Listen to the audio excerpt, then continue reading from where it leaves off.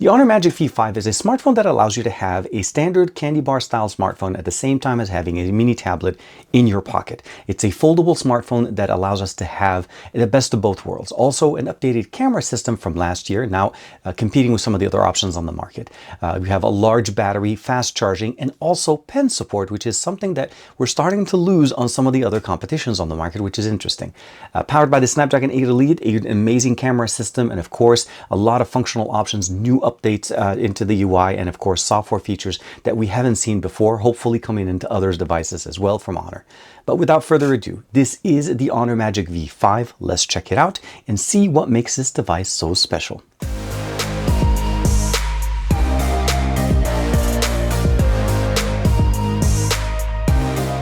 Here we have it, the Honor Magic V5 box. We have the word Honor here on the top.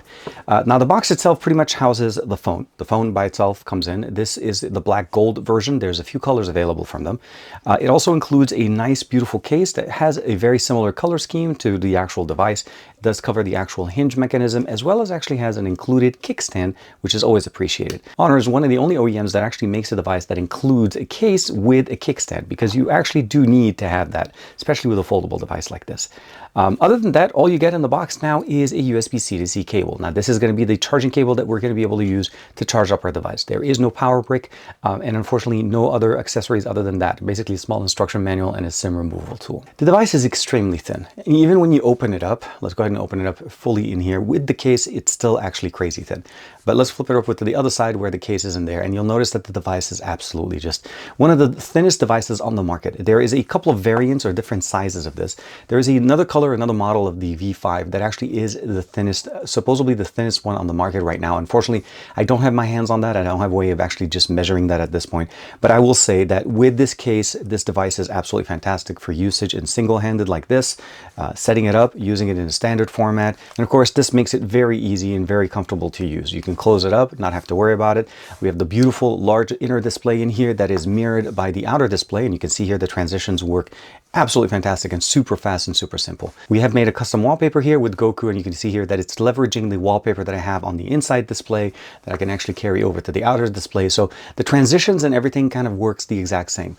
The way the transition goes from the outer display to the inner display is essentially we're looking at one display or two displays in here.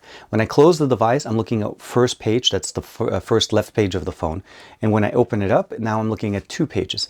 The current version or the configuration that I have in here does not have an app drawer, so this is one thing to mention. You are able to turn that on in the settings. If you prefer it, it's there. Of course, you have your shortcuts on the bottom, your most recent applications that you've launched in here, and of course, you can customize your wallpaper and your setup in here. We can go ahead and just move this one down here. Since this is the global version of this device, Google Play services and everything is already installed. There's nothing to worry about that.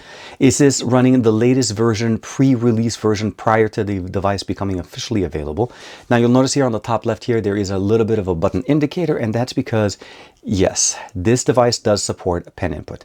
Now I am using the Magic V2 version of this. There's the Magic V2, V3, and you can use basically any of those pens to be able to configure it or use it on this device. The only thing you need to do is charge it up. And the funny thing is the actual pen, like crazy enough, the actual pen, when you open it up, I was trying to show you guys this at the beginning, is actually thicker than the phone. Like that's how crazy this thing is. But yeah, you pair it up. The pen itself does have a USB-C port on the top. That's how we charge it. That's how we keep it running.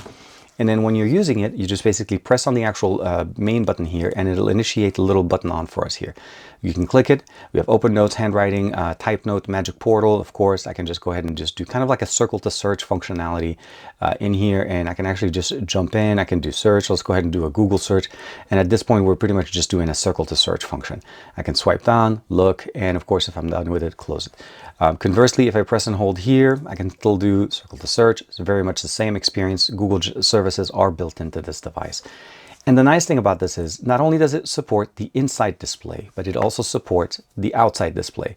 This is something that Honor has been leveraging and of course showcasing quite a bit. Handwriting notes, open notes, and of course you can go into the settings, you can add different custom options in there, spotlights. And what I really like about it also as well, you're able to see the battery level on this. A lot of different options in there, instant write and global handwriting, and of course you can customize that in here when the device display is off. All of those customizations and everything are built in here, so it's absolutely fantastic. Unfortunately, it does not come with the V5 currently, but if you'd like to pick it up directly from them, it is easy and it will work fantastically with this device, the inside and outside display. Let's go ahead and get the specifications just out of the way right away.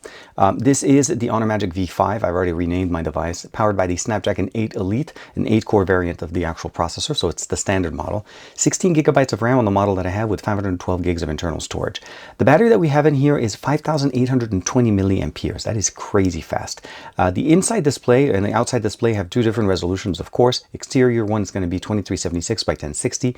Interior is 2352 by 2172. So slightly higher resolution than what we normally get, especially on the inside display. Honor C1 chip here for the RF enhanced chip, and of course power enhanced chip here with the Honor E2. This is running a Magic OS 9.0.1 on top of Android 15, and of course the model number is MBH N49. Again, 512 gigs of internal storage are already built into this device. Customizations in here, you're able to log in with your Honor ID, setting up Wi-Fi, mobile network. This device does support eSIM configuration as well as 2 SIMs, but it will be basically in SIM and an eSIM if you're using 2, or you can use 2 physical SIMs. So depending on the combination, but pretty much just 2 lines at maximum. Honor Connect allows us to also use the functionalities of connecting to other services, PCs, as well as actually connecting directly onto our Mac, which is absolutely fantastic. Under more connections, we can go in there, Honor Share, wireless projection. The desktop experience that we have is still present here. We're able to generate basically a desktop-like UI directly onto our TVs or displays that support wireless projection. But the nice thing about it is we can also connect it via wire and launch it directly on something like the Next Dock, like what I'm showing you guys right there. It's really nice, a small portable laptop experience, and transforms my foldable into a full-fledged PC. Now, of course, if you have a dock, a keyboard, and mouse, it works even better on a full-size TV. We have Android Auto, of course, VPN, all the customization options that you want, Honor AI customizations in here.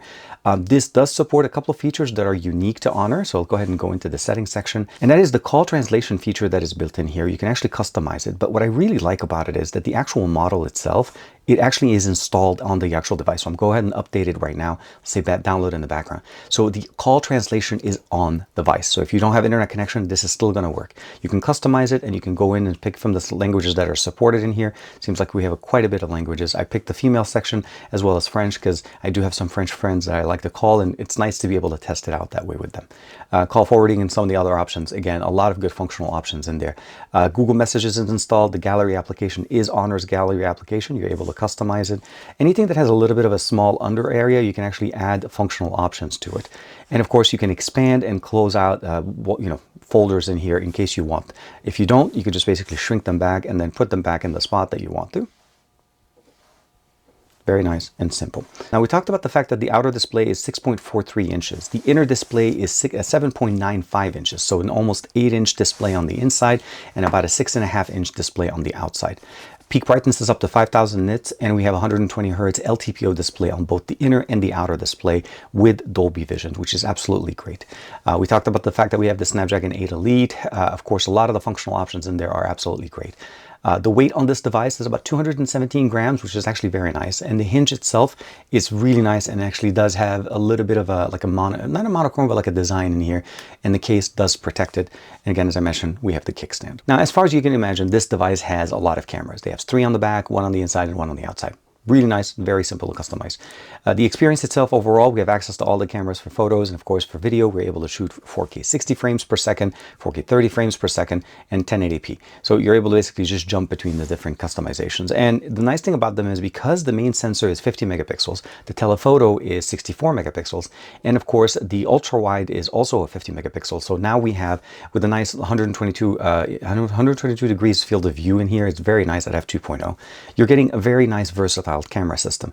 Also, in the portrait mode, they have a few nice options in here when you go into the custom options in here, and you can definitely see here different tones, different filters and customizations to be able to get some of those better film simulation options in here. Right after we go after here, the main artistic options that they have, and you can customize them in there, of course. Other than that, when you go into the photo mode, you have video, you have pro, more, and of course the different options in here. Let's go ahead and bring this up. And you can also download additional ones if they become available. So at this point, as far as I know, we have everything already in there. The watermark is the main one. And as far as the capabilities, as I mentioned, 4K 60 is going to be the best that we can get on the front-facing camera, on the main cameras on the back. On the front-facing camera, 4K 30 frames per second is going to be the main resolution. And we, of course, have the ability of using the best camera on this device as our main camera. So In here in the UI, you're able to open up the preview panel. This is the last few images that I used on this device before shoot, obviously as we're shooting in here. And of course, we have the ability of actually using the display on this unit itself. So meaning using the front-facing camera as the main camera. The best camera system that we have in here is now the main camera system. And we're able to use all of the cameras, the ultra-wide, the main sensor, the telephoto. Also, a nice little thing, if you ever do like to use your own personal camera applications, when you launch it into this mode, the actual system recognizes this as just a regular display. So you notice the inner display is turned off, and you can launch a secondary camera and still use the best cameras that you have on this device. So a nice little tidbit there. The UI allows us to still do that. So normally we do this video in my backyard, but why not do this on the road? And of course, we're showcasing the front-facing camera. This is the external front-facing camera on the brand new V5. Obviously, we're going to be referencing as well the cameras on the inside, but 4K is a capability here, which is definitely very appreciated. Let's switch over to the main sensor on the back and in expanded mode, meaning we're going to actually open up the actual phone. With expanded mode, I'm actually seeing myself with the external display, 4K 60 frames per second with the ultra-wide, primarily because I want to be able to fit everything. And we're testing out the actual V5 camera here in London, so it's absolutely fantastic to be able to have the flexibility of using the best cameras and still be able to see ourselves. So you probably have seen a lot of buses. Let's go ahead and just give you that. Here's one of their buses coming in right now. So again, a lot of great things coming into this device and a lot of great zoom capabilities and great camera system. Now we're going to jump in real quick and do a quick audio test. We do have stereo speakers on this device, of course, on the top part and on the bottom part. You can definitely see them in there. We also have an IR blaster just for reference in case you like to use those. And we're going to be playing our favorite song, Alex Crindo Jumbo by NCS Release.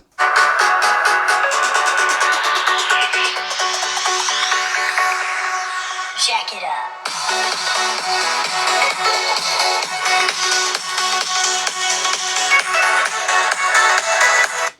Sounds really nice, very full, and of course the sound does actually stay the same as you're expanding the experience. So you open up the phone, you're getting a bigger display, you can watch content in there, and I love the fact that we have flex mode present in many different areas. So let's go ahead and play this. Let's go ahead and bring down this video. So you'll notice you open it in this format. This is where the cameras are standing straight up. If I turn it sideways, we're looking more of a desktop experience. If I open it slightly in tent mode, now I'm looking into more of a nice little shooting experience. Now, of course, the cameras are sitting in the back. This is going to also work really, really nice. Let's go ahead and bring that out in here. If we open up the camera application, let's go ahead and bring this out. We open it up, it automatically opens the controls, the recent images that we've shot, as well as the camera stack and of course the resolution. But you're also getting the experience now that every time I take a picture or a video, it'll save it and I can see it directly in my camera reel. And one of the other things I really like about this is the multitasking, the ability of actually doing functional things in here at a power user level. So first and foremost, let's say I want to be able to open up YouTube. So let's go ahead and open up YouTube. I'm going to go ahead and open up YouTube in here, and I'm going to bring up the bar again. And then we're going to go ahead and open up the Recents app, and I'm going to go ahead and open up Instagram. And I'm going to have a bar. Whoop, let's bring that back.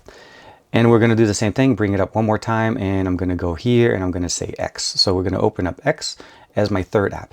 Now, if you've seen this before, if this seems familiar to you, yes, this is very similar to Open Canvas, what we've seen before from OnePlus. And the nice thing about it is, as you can see here, I'm actually able to still interact fully with the applications. I mean, these are full apps.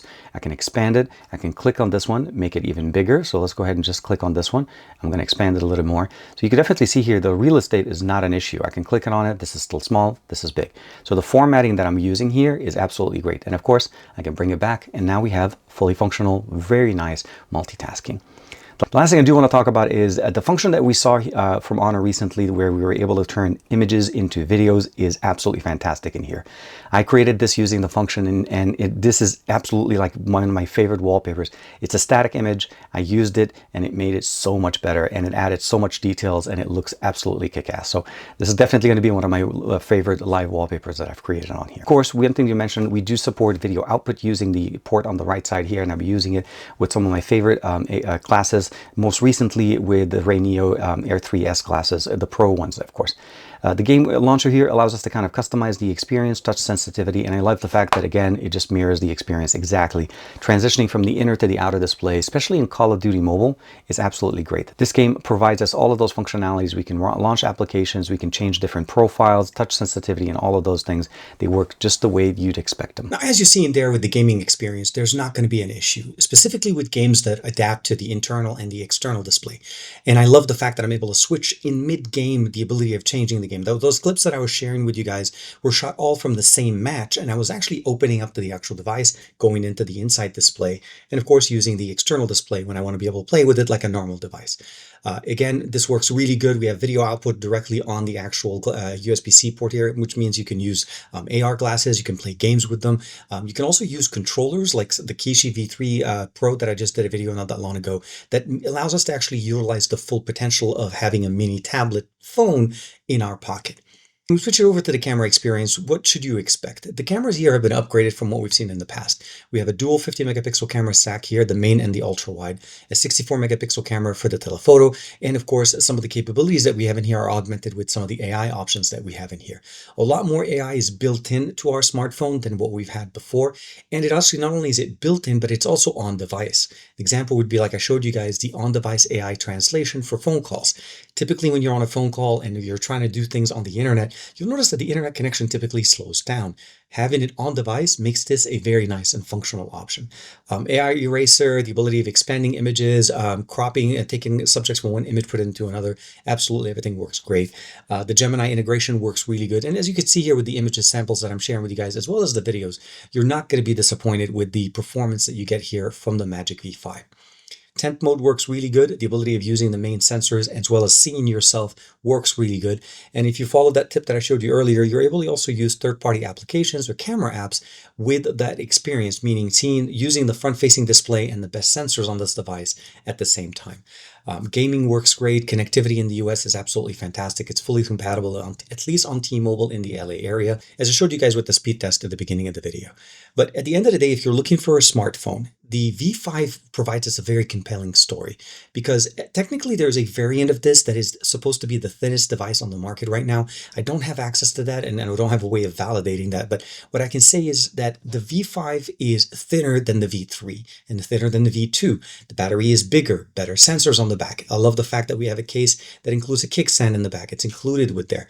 I would have loved to have a charger. I think that's one of the things I really would have appreciated. I also would have loved to see the actual pen that's supported on here in the box. Now, in the past, that's been typically kept with the RSR version of this, so maybe we'll find that out at the launch time. I'm not sure. I haven't been told that this is actually a variant or a version that's coming out. But if it is, hopefully we'll get some hands-on with it. Let me know in the comments below, what do you guys think of the V5? Is this a smartphone that you guys are intrigued by? I feel like foldables now are becoming more of the norm. We've gone through so many iterations, so many variants of this device, this type of device, and we have now clamshells as well as foldables. And I think Honor's been doing it really good. Pen support, as well as on obviously on inside and the outside display.